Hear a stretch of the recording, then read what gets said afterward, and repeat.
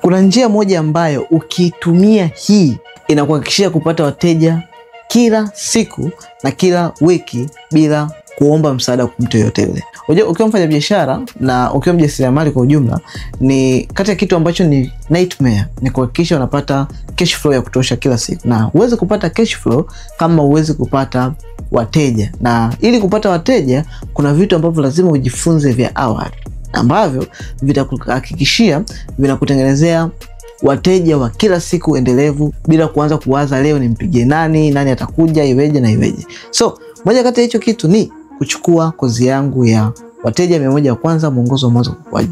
Kwenye hii kozi nimefundisha mbinu zote, namna zote duniani, namna gani ya kuweza kupata wateja. Sio kila biashara zinatumia njia moja. Kuna biashara bila social media haziwezi kupata wateja. Lakini kwenye biashara, kuna biashara ambazo social media sio sehemu ya kupata wateja. Social media ni sehemu ya kujenga presence yao, ambapo akienda sehemu sahihi ya kupata wateja haimsumbui kupata wateja.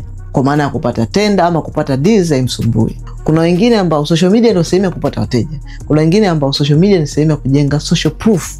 Hawa ni watu wawili tofauti. So ukiamini kwamba natakiwa ni post ili nipate wateja, unaweza ukawa ikakuletea shida kwenye baadhi ya biashara.